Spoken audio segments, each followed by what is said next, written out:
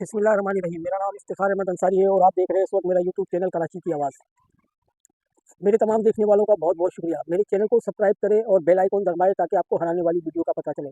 और आप लोगों को अगर ज़हमत ना हो तो मेरी वीडियो को लाइक करना और शेयर करना ना भूलें। आज आलम इस्लाम, अहलियान पाकिस्तान और दीगर मुस्लिम ममालिक में शब बरात मनाई जा रही है।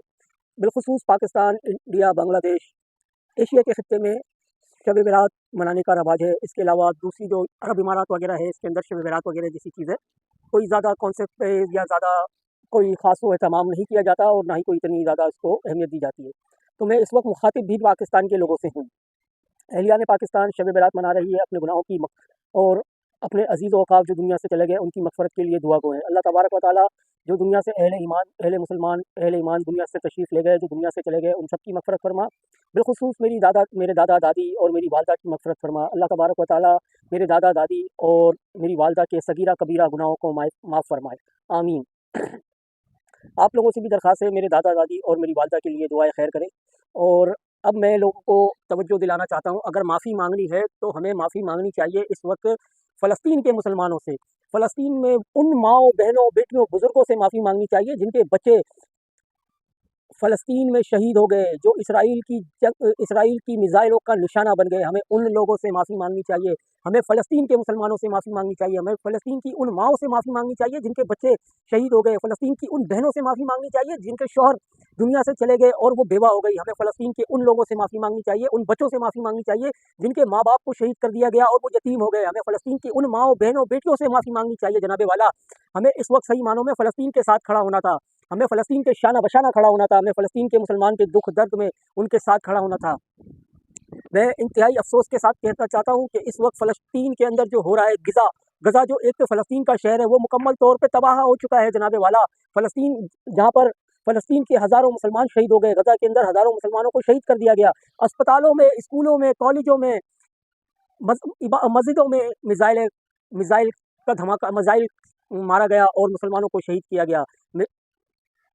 अस्पतालों में जहाँ पे हर कौम, हर रंग, हर नस्ल का इलाज होता है, वहाँ पर मिज़ाइल मारा गया और हज़ारों फ़लस्तीनी मुसलमानों को, और भी दीगर मज़हब के लोग भी हो सकते हैं अस्पताल में किसी का मज़हब नहीं पूछा जाता, अस्पताल में किसी की कौमियत नहीं पूछी जाती, अस्पताल में सिर्फ इंसानियत को देखा जाता है और इंसानियत के नाते उसका इलाज किया जाता है।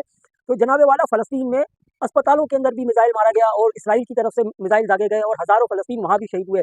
स्कूलों में जहाँ से तालीम आम होती है, जहाँ पे अच्छे बुरे की तमीज़ दी जाती है, जहाँ पर इंसान सीखने को इंसान अपने बच्चों को कुछ सीखने के लिए भेजता है स्कूलों में, कॉलेजों में, वहाँ तक भी नहीं छोड़ा इन फ़लस्तीन के करता धरता ने, और वहाँ भी फ़लस्तीन ने मिज़ाइल मारा और हज़ारों बच्चों और हज़ारों तालिब इल्मों को शहीद कर दिया गया। हमें माफ़ी मांगनी चाहिए इस वक्त फ़लस्तीन की आवाम से, फ़लस्तीन की मुसलमान कम्युनिटी से माफ़ी मांगनी चाहिए जनाबे वाला।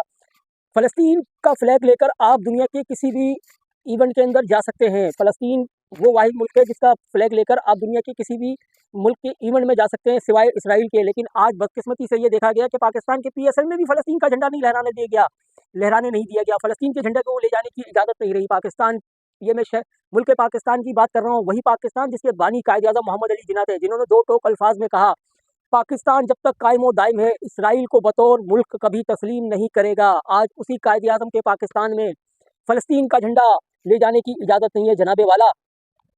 फ़लस्तीन के फ्लैग को आप दुनिया के किसी भी इवेंट में ले जा सकते हैं। आप कहीं भी फ़लस्तीन का झंडा लहरा सकते हैं। दुनिया के अंदर किसी भी इवेंट हो, वो भले स्पोर्ट हो या कुछ भी हो, लेकिन आप फ़लस्तीन का झंडा लहरा सकते हैं। लेकिन आज पाकिस्तान में पाकिस्तान के मुसलमानों से ये हक भी छीन लिया गया जनाबे वाला, सिर्फ़ इस वजह से कि पीएसएल को स्पॉन्सर करने वाले जो है वो केएफसी है।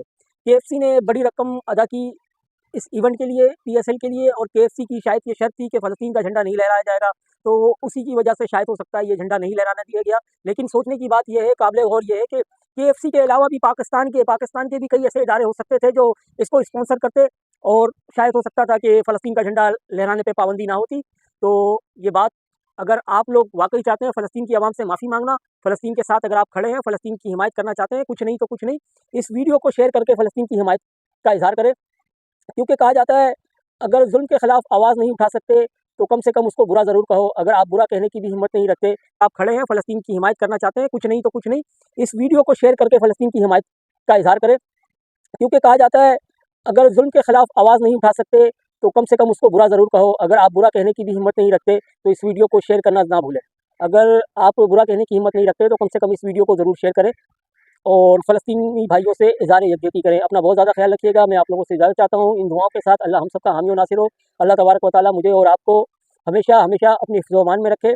पाकिस्तान ज़िंदाबाद, पाकिस्तान ज़िंदाबाद, पाक फ़ौज ज़िंदाबाद, सिंध रेंजर्स ज़िंदाबाद, सिंध पुलिस ज़िंदाबाद। अल्लाह हाफ़िज़।